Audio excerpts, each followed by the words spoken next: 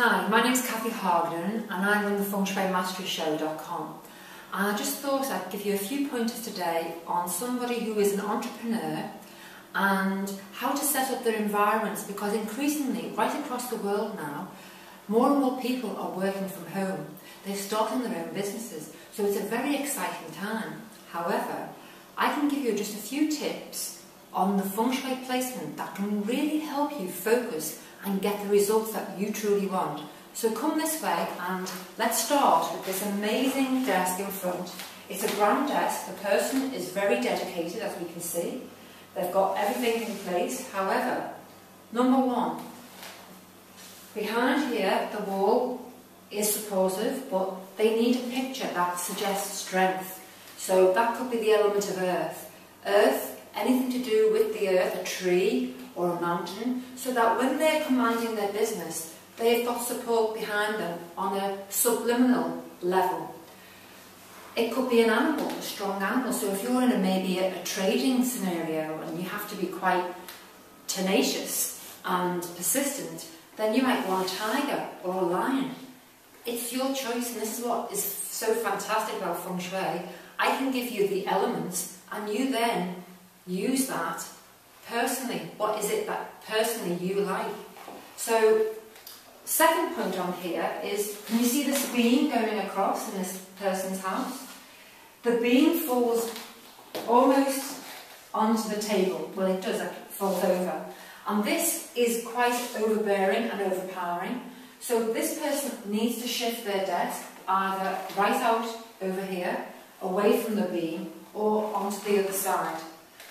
Because we know that beams have it's almost like it's dividing the office, so it's dividing the job, and creates a conflict just by working with a beam over your head.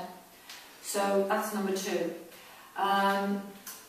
Number three is that if you're sitting here, let me just demonstrate. If you're sitting here, you have to look at what it is you're focusing on in front of you. So here we have a picture that really doesn't define where this person wants to go in their life.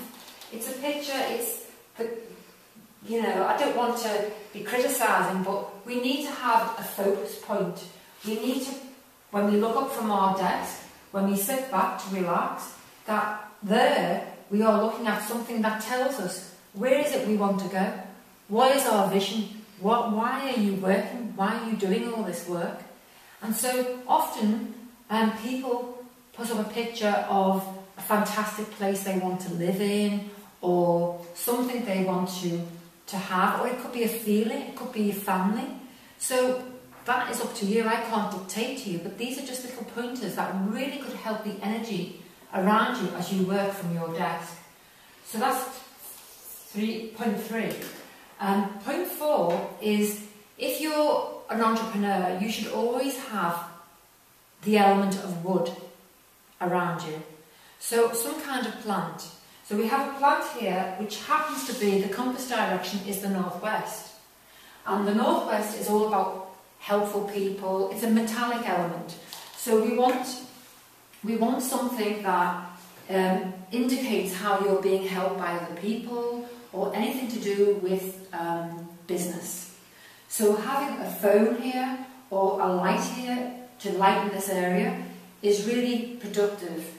I know myself, I have a phone, a nice silver phone, so it's symbolising that all communication is what you need for networking, especially in this entrepreneurial world. Networking is a must.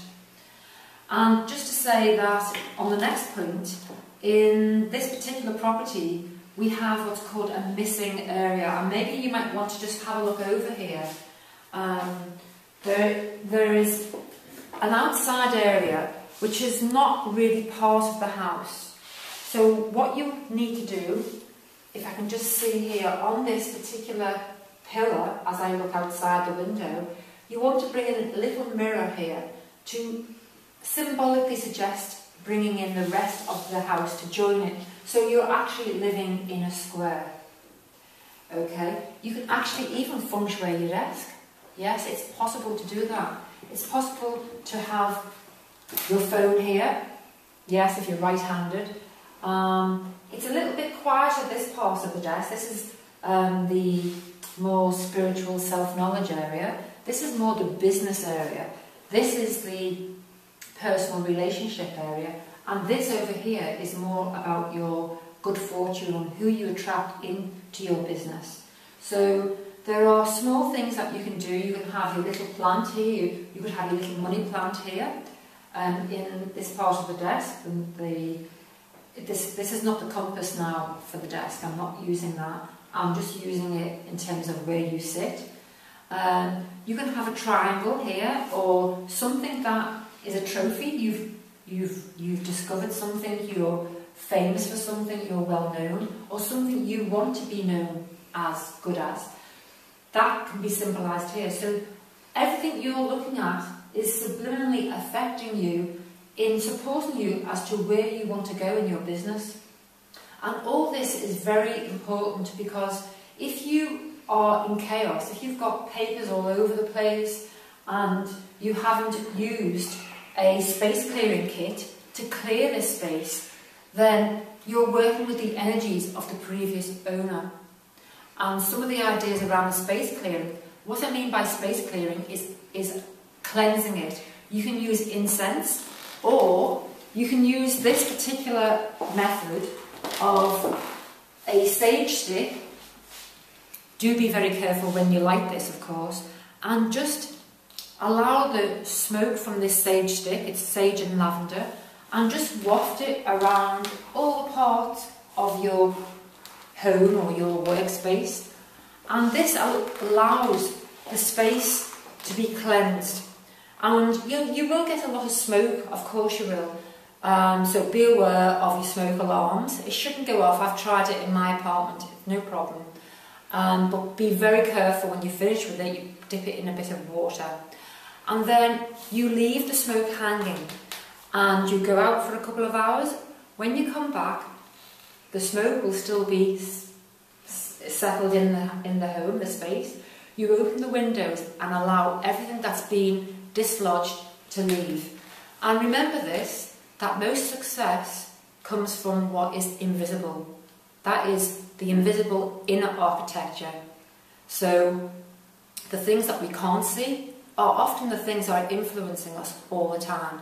But these little tips I've given you about the plant, about the picture behind you, about what is in front of you, even the colours of blue, lapis lazuli blue, the colours of blue for communication are very important, especially on the phone.